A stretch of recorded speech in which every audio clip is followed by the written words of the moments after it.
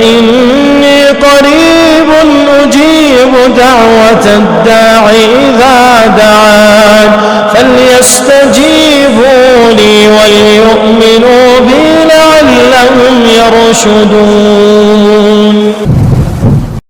نحمده ونصلي على رسوله الكريم اما بعد فاعوذ بالله من الشیطان الرجیم بسم اللہ الرحمن الرحیم رب اشرح لی صدری ویسر لی امری واحلل عقدۃ من لسانی یفقهوا قولی واجعل لی وزیرا من اہلی اللہم فقہنا فی الدین اللہم انی اسألک علما نافعا رزقا طیبا وعملا متقبلا آمین ثم آمین. السلام علیکم ورحمۃ اللہ وبرکاتہ. آج انشاءاللہ تعالی میں آپ سے سورہ آل عمران کے آخری حصے میں جس دعا کا ذکر ہے اس کے حوالے سے بات کروں گی. سورہ آل عمران آیت نمبر 190 سے 194 تک. ان فی خلق السماوات والارض واختلاف اللیل والنہار لآیات لأولی الالباب الذین یذکرون اللہ قیاما وقعودا وعلی جنوبہم ویتفکرون فی خلق السماوات والارض ربنا ما خلقت ھذا باطلا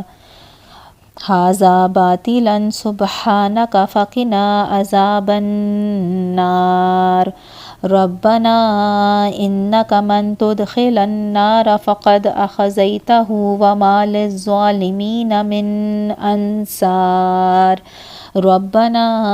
اننا سمعنا منادیا ینادی للایمان ان آمنوا بربکم فآمنا ربنا فاغفر لنا ذنوبنا وکفر عنا سیئاتنا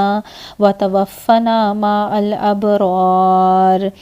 ربنا وآتنا ما وعدتنا على رسلك ولا تخزنا يوم القيامة انك لا تخلف الميعاد. سورہ آل عمران کے اس آخری حصے میں جس دعا کا ذکر ہے اسی کے حوالے سے میں بات کروں گی، اور اس کے حوالے سے ایک روایت ملتی ہے، بلکہ ایکچولی متعدد روایات ہیں، لیکن ایک روایت قرطبی میں ہے جس کا میں ذکر کروں گی. یہ مختصر ہے. یہ حضرت عائشہ رضی اللہ تعالی عنہا سے مروی ہے. وہ کہتی ہیں جب یہ آیت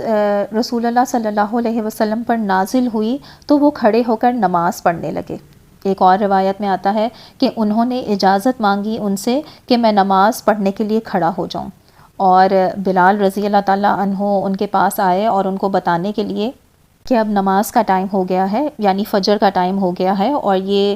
نبی صلی اللہ علیہ وسلم تہجد کے لیے کھڑے ہوئے تھے پڑھنے کے لیے، اور صبح کے وقت بلال رضی اللہ تعالیٰ عنہ آئے اور ان سے نماز پڑھوانے کے لیے وہ آئے تھے. تو انہوں نے دیکھا کہ رسول اللہ صلی اللہ علیہ وسلم کھڑے ہوئے رو رہے ہیں، یعنی نماز کے بعد بھی رو رہے تھے رسول اللہ صلی اللہ علیہ وسلم. تو وہ کہتے ہیں کہ اللہ کے رسول آپ رو رہے ہیں، اور آپ کے جو گناہ آگے ہونے والے ہیں، جو غلطیاں آگے بھی ہوں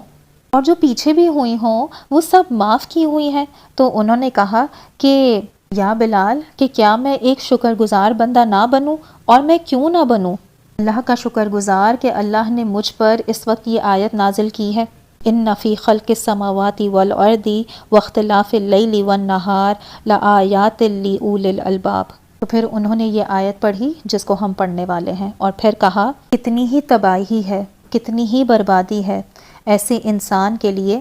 عربی لٹریچر کے اعتبار سے ایسے سمجھ لیں کہ کتنا افسوس ہے ایسے انسان پر جو اس کو پڑھے اور اس کے بارے میں نہ سوچے. یہ آیات قرآن کی گہری ترین آیات میں سے ہے، فلسفی ترین آیات میں سے ہیں،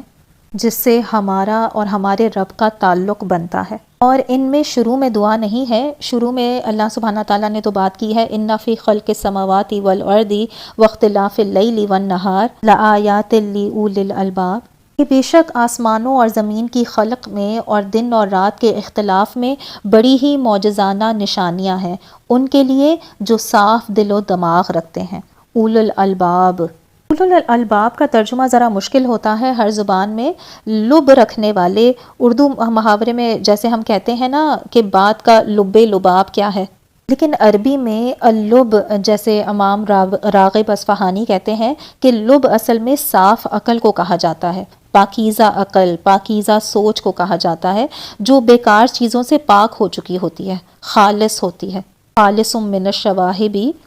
کیونکہ عربی زبان میں نا عقل کا لفظ ایک خاص مفہوم میں استعمال ہوتا ہے، اور اس کے بارے میں ایک دو باتیں بس میں آپ کے سامنے رکھنا چاہتی ہوں۔ اب دیکھیں کہ ہم لوگ ہر روز کی زبان میں عقل کا لفظ استعمال کرتے ہیں، لیکن عربوں کے ہاں عقل کی ایک خاص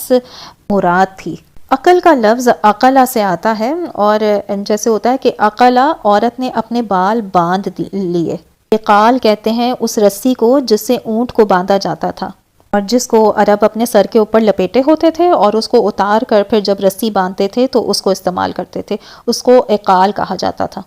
اس لیے کہ وہ سر پر ہوتی تھی تو اس کا نام بھی عقل شروع ہو گیا، کیونکہ عقال عقل کے اوپر ہوتی تھی۔ اوروں نے کہا ہے کہ عقل اس لیے کہا جاتا ہے کہ اصل میں رسی روکتی ہے، باندھتی ہے، یعنی آپ سے کوئی بدتمیزی سے بات کرے، آپ کے اندر بھڑکنے کا بھی ایک جذبہ آتا ہے کہ میں بھی اس کا جواب دوں، میں بھی اس کا منہ توڑ جواب دوں، اس کا ریاکشن دوں، لیکن جب آپ اپنے آپ کو روکے رکھتے ہیں، اپنے آپ کو باندھے ہوئے ہوتے ہیں، تو آپ نے عقل کا استعمال کیا ہوتا ہے، یعنی عقل کا لفظ وہ اس طرح سمجھتے ہیں کہ جو انسان اپنے جذبات کو روک سکے اور پھر سوچے، تو اس کا صرف نہ سوچنے سے تعلق نہیں ہے، اس کا جذبات پر کنٹرول سے تعلق بھی ہے۔ اسی لیے جاہل عربی میں ایک طرف عاقل اور اس کا مضاد جاہل،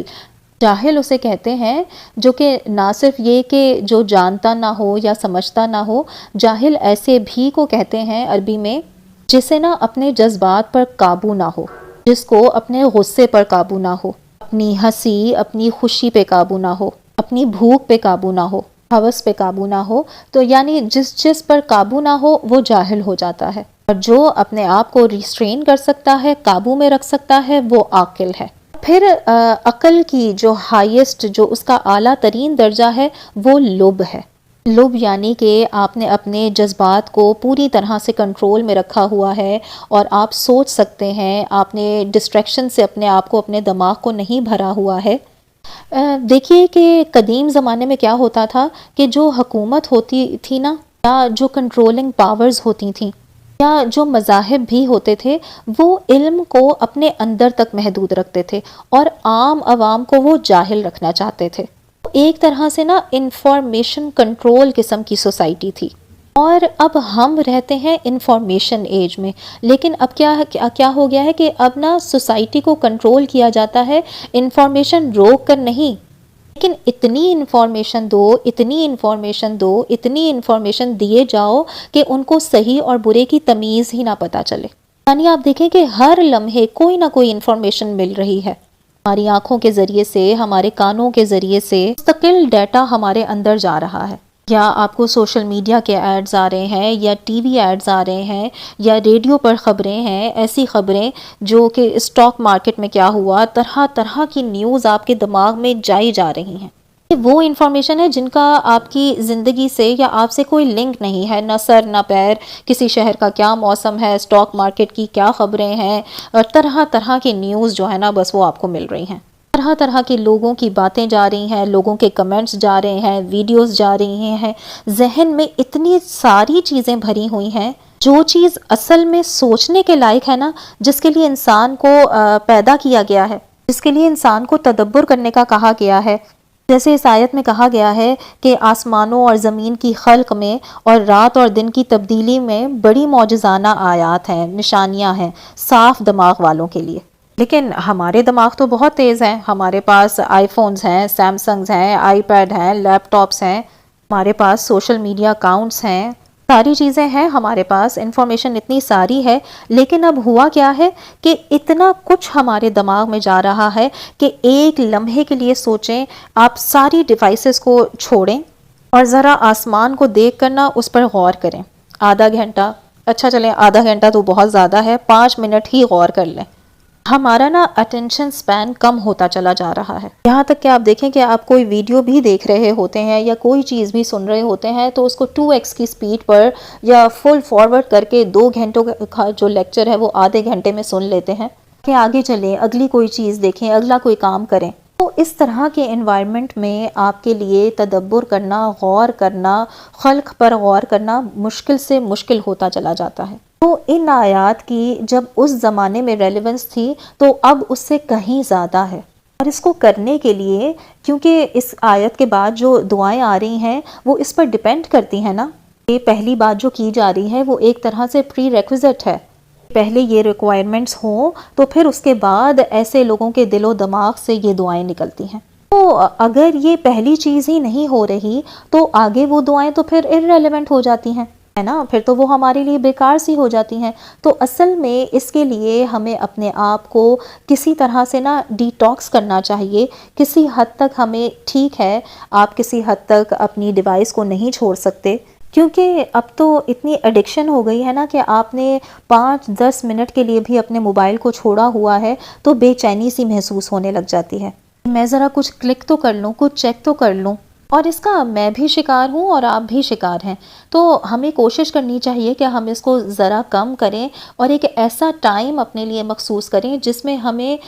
لوگوں سے بات نہیں کرنی، ڈیوائسز سے بات نہیں کرنی، کوئی اسکرین آن نہیں کرنی، کوئی اپنے آپ کو انٹرٹین نہیں کرنا، بس سوچنا ہے، تدبر کرنا ہے۔ اور کبھی کبھار صرف آسمان پر تدبر کرنے سے، زمین پر کسی پودے پر تدبر کرنے سے بھی انسان کو کے لیے نا یہ بہت بڑی ایک تھیراپی ہو جاتی ہے، اس کا ایمان دوبارہ ریفریش ہو جاتا ہے۔ اس بات کی طرف اللہ سبحانہ تعالیٰ نے اشارہ کیا ہے کہ کچھ لوگ ایسے ہیں کہ جب دیکھتے ہیں آسمان کی طرف، جب یہ غور کرتے ہیں زمین پر، جب نیچر کو دیکھتے ہیں، جب دن اور رات کا بدلنا دیکھتے ہیں، سورج کا ڈوبنا دیکھتے ہیں، سورج کا نکلنا دیکھتے ہیں، تو ان کے ذہن میں نا کچھ اللہ سبحانہ تعالیٰ کے لیے ایک خاص اپریسیشن آتی ہے۔ الذین یذکرون اللہ قیاما وقعودا وعلی جنوبہم، جو اللہ تعالیٰ کا ذکر کر رہے ہوتے ہیں کھڑے ہوئے اور بیٹھ کر اور سائٹ پر لیٹے ہوئے، وعلی جنوبہم ویتفکرون فی خلق السماوات والارض، اور وہ زمین آسمان کے بارے میں گہرائیوں میں سوچتے ہی رہتے ہیں، سوچتے ہی رہتے ہیں۔ یہاں پر آپ دیکھیں تو اللہ سبحانہ تعالیٰ نے نا 2 چیزیں کہی ہیں، ایک طرف ذکر اور دوسری طرف فکر۔ ذکر دل میں ہوتا ہے اور فکر عقل میں ہوتی ہے۔ قرآن نے دونوں کو ٹارگٹ کیا ہے۔ قرآن کا مقصد ہے، اس کا مطالبہ ہے کہ وہ آپ کے دل پر اثر کرے، اور قرآن کا یہ بھی مطالبہ ہے کہ میری عقل، میری سوچ پر اثر کرے، میری جو اوپینینز ہیں، میری جو رائے ہیں وہ کیا قرآن کے مطابق ہیں یا نہیں، اور جو میری فیلنگز ہیں، جن چیزوں کی طرف میں مائل ہوں، جن چیزوں کو میں دن بھر یاد رکھتی ہوں، جن کے بارے میں سوچتی رہتی ہوں، وہ بھی تو ذکر ہے نا۔ ان کو ریپلیس کیا جا رہا ہے یہاں پر الذین یذکرون اللہ قیاما وقعودا وعلی جنوبہم۔ تو یہ بہت گہری بات کی جا رہی ہے، اور اس کو نا انٹرنلائز کرنے کے لیے انسان کو اپنے اندر بہت بڑی تبدیلی لانی پڑتی ہے۔ باہر تو تبدیلی بہت دور کی بات ہے، اندر کی تبدیلی بہت مشکل ہوتی ہے، اور اسی کی طرف اشارہ کیا جا رہا ہے۔ آپ دیکھیں کہ یہ اتنی گہری بات تھی کہ رسول اللہ صلی اللہ علیہ وسلم کھڑے ہوئے نماز میں روتے رہے، اور ایک روایت میں تو آتا ہے کہ اس جگہ پر جہاں پر وہ سجدے میں گرے ہوئے رو رہے تھے، تو ادھر جو ہے نا ان کی نا کیچڑ بننا شروع ہو گیا تھا، جس جگہ پر ان کے آنسو گر رہے تھے، ان کی جو پوری داڑھی تھی نا وہ ٹپک رہی تھی۔ کیونکہ اس آیت میں اتنی گہری بات کہی جا رہی ہے کہ یہی اصل چیز ہے جو انسان کو اپنے رب سے جوڑتی ہے، اور جو اس سوچ کے اور اس ذکر کے قابل نہیں رہتا وہ اپنے دماغ کو اور چیزوں سے بھر دیتی ہے، اور اپنے دل کو اور سوچوں کو اور اذکار سے بھر دیتی ہے۔ پھر ایسے لوگوں کو نا اپنے رب سے کنیکٹ کرنا بہت مشکل ہو جاتا ہے۔ یتفکرون فی خلق السماوات والارض، اور وہ گہرائی میں سوچتے رہتے ہیں زمین اور آسمان کی خلق کے بارے میں۔ ربنا ما خلقت ھذا باطلا، کہ میرے رب تو نے یہ سب بیکار میں نہیں بنایا، یہ بے مقصد نہیں بنایا۔ اور یہ بات کہنا مختصر سے الفاظ ہیں، کہنا تو آسان ہے، لیکن ان کے پیچھے جو پوری کائنات ہے نا وہ آپ سوچیں ذرا۔ ربنا ما خلقت ھذا باطلا، آپ نے یہ سب کچھ بیکار نہیں بنایا۔ اب اگر میں یہ کہہ دوں اپنے رب سے، دل سے کہوں میرے رب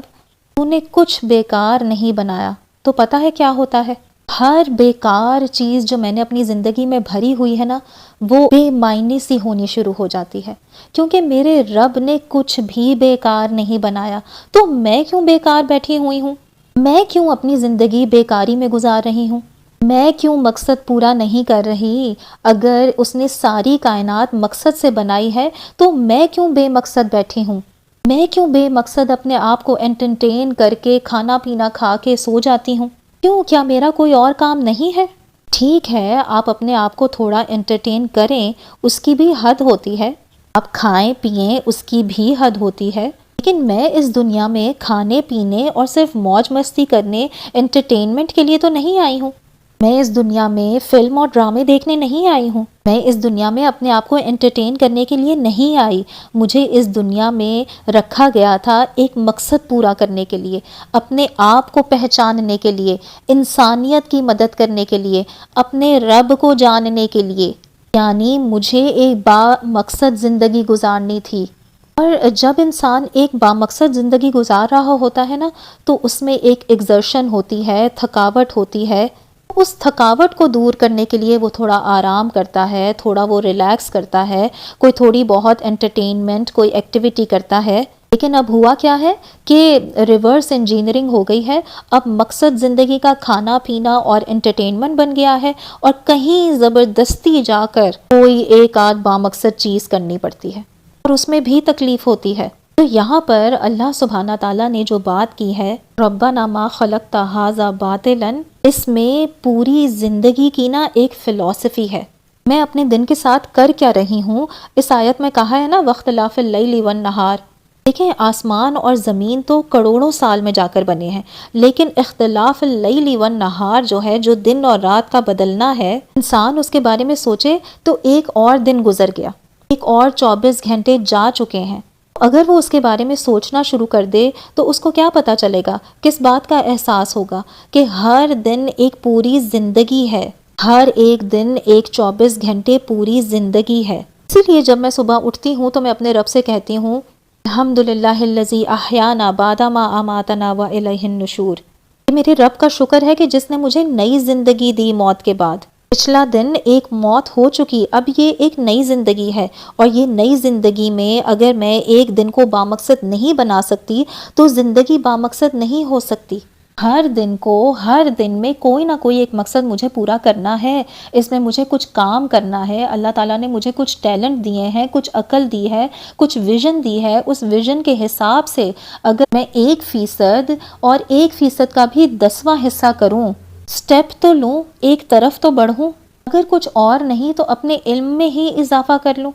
کسی فائدہ مند چیز میں اضافہ کروں۔ اگر ڈیوائسز میرے پاس ہیں بھی، انٹرنیٹ ہے بھی، تو اس میں فضول کی مزاحیہ چیزیں یا ادھر ادھر کی بیکار چیزیں دیکھنے کی بجائے ریلز اور سیلیبریٹیز کے بریک اپ اور ان کی نیوز اور ان کی شادیاں دیکھنے کی بجائے اگر میں کچھ وقت نکالوں دنیا سمجھنے کے لیے، اپنے آپ کو سمجھنے کے لیے، تاریخ کو سمجھنے کے لیے، اپنے آپ کو انہینس کرنے کے لیے، اپنی کوئی سکل بنانے کے لیے جس کو میں بامقصد طریقے سے استعمال کر سکوں، تو پھر کچھ بات بنتی ہے۔ ربنا ما خلقت ھذا باطلا سبحانک فقنا عذاب النار۔ آپ تو بہت ہی پاک ہیں، آپ بالکل پرفیکٹ ہیں، آپ کا جو کمال ہے وہ اس بات کی گنجائش ہی نہیں چھوڑتا کہ بغیر مقصد کے کوئی چیز بنی ہو۔ اچھا، آپ دیکھیں کہ بات ہو رہی تھی پوری کائنات کے بامقصد ہونے کی، اور آیت کہاں ختم ہوتی ہے؟ فقنا عذاب النار، ہمیں آگ کے عذاب سے بچا لے۔ اس کا کیا تعلق ہے باقی سب باتوں سے؟ آگ کا عذاب نہ یہاں پر کیوں ذکر کیا گیا؟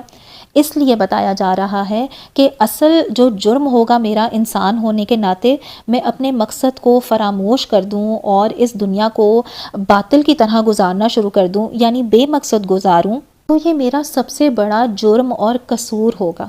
اللہ سبحانہ تعالیٰ ہمیں مقصد والی زندگی گزارنے کی توفیق دے، اور باقی آیات کے بارے میں انشاءاللہ تعالیٰ اگلی نشست میں بات کریں گے، لیکن ہمیں یہاں اس بات کو سوچنے کی صلاحیت اللہ سبحانہ تعالیٰ دے، پکے دل اور دماغ سے سوچنے کی صلاحیت دے کہ میں نے اپنی زندگی کے اب اگلے دن کسی نہ کسی مقصد کی طرف گزارنے ہیں، کیونکہ اگر میں بامقصد زندگی نہیں گزار رہی تو میں ایک جرم کر رہی ہوں، اس کے لیے پھر میں نے اپنے رب سے آگ کے عذاب سے پناہ مانگی ہے۔ اللہ سبحانہ تعالیٰ سے دعا ہے کہ وہ ہمیں بامقصد زندگی گزارنے کی توفیق دے، ہمیں کچھ گولز دے، ہمیں کچھ سوچنے کی توفیق دے کہ ہم اپنے آپ کو کس طرح سے امپروو کر سکتے ہیں، اپنے آپ کو کس طرح سے ڈیولپ کر سکتے ہیں۔ اس کو ڈیولپ کرنے کے لیے نا ہمارے پاس ایک مکمل باقاعدہ پلان ہونا چاہیے ہر دن کے حوالے سے، کیونکہ بامقصد زندگی پلاننگ کے علاوہ نہیں چل سکتی۔ ہر ایک کو اللہ سبحانہ تعالیٰ نے کچھ نہ کچھ دیا ہے، کچھ نہ کچھ صلاحیت دی ہے، کوئی موقع دیا ہے، کسی کو ٹائم دیا ہے، کچھ فرصت دی ہے، کسی کو پیسے دیے ہیں، کسی کو انٹیلیجنس دی ہے، اس نے اس کو استعمال کرنا ہے، اللہ تعالیٰ کی خدمت میں لگانا ہے، انسانیت کی خدمت میں لگانا ہے۔ اللہ ہمیں یہ خدمت کرنے کی توفیق عطا فرمائے، بامقصد زندگی گزارنے کی توفیق عطا فرمائے، آمین ثم آمین۔ ربنا لا تزغ قلوبنا بعد اذ هديتنا وهب لنا من لدنك رحمة انك انت الوهاب۔ سبحانك اللهم وبحمدك نشهد ان لا اله الا انت نستغفرك ونتوب اليك۔ سبحان ربك رب العزة عما يصفون وسلام علی المرسلین والحمد للہ رب العالمین، آمین ثم آمین۔ السلام علیکم ورحمۃ اللہ وبرکاتہ۔